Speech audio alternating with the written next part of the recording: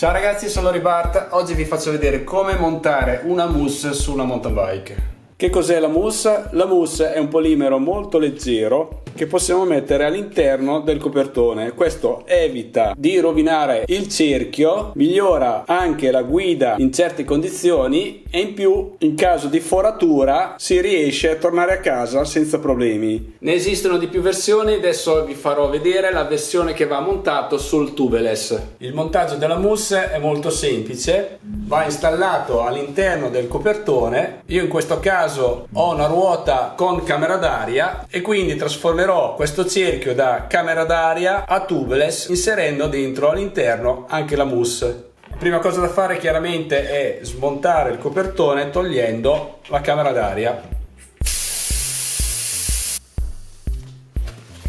Ok, ora aiutandoci con il levagomme andiamo a smontare il copertone. Vi consiglio sempre di smontare dalla parte opposta della valvola, così vi rende più semplice lo smontaggio.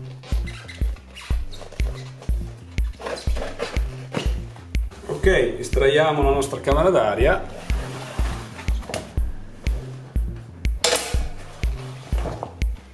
Poi ci assicuriamo che il nostro cerchio abbia montato un flap adatto per il tubeless. Il cerchio tubeless è già montato di serie, mentre su questa ruota, che bisogna trasformarla, ho montato questo nastro dedicato per la trasformazione tubeless. In descrizione metterò anche il link dove trovare questo nastro insieme alla sua valvola tubeless.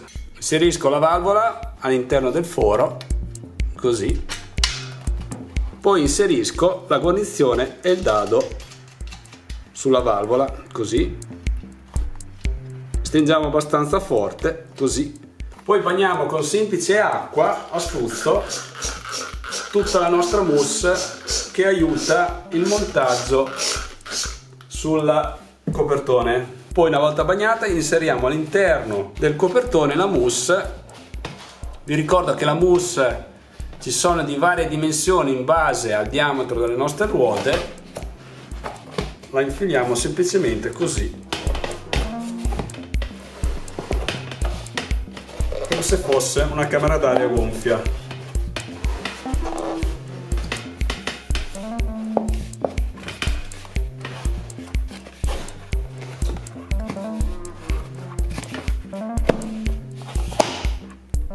Ok, lo spingiamo all'interno nel centro del cerchio in modo che si facilita il montaggio del copertone. A questo punto partiamo sempre dalla zona della valvola, il montaggio lo facciamo manualmente così e facciamo inserire il copertone all'interno del cerchio in questa maniera.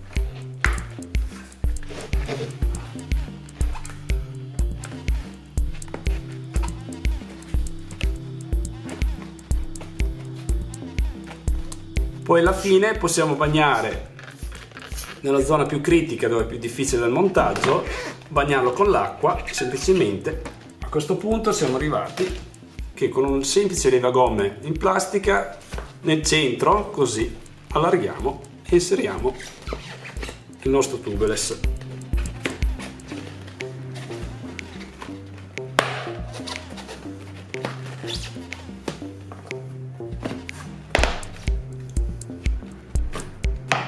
Ecco fatto. Quindi la nostra gomma è completamente montata. Come potete vedere, la gomma è come se fosse gonfia a 1,2, 1,5, quindi in caso di foratura non abbiamo problemi a tornare a casa, oppure anche in caso di taglio di copertone dove è quasi impossibile ripararla. Con la mousse possiamo tranquillamente tornare a casa perché, come vedete, è come se fosse gonfia a 1,2, 1,5. Quindi la mousse serve molto per gli spigoli, come vedete mantiene, ripara e salva il cerchio dagli spigoli, e quindi secondo me è una grande invenzione per quelli che hanno il timore di forare spesso. A questo punto ci manca solo di inserire il liquido antiforatura e gonfiare.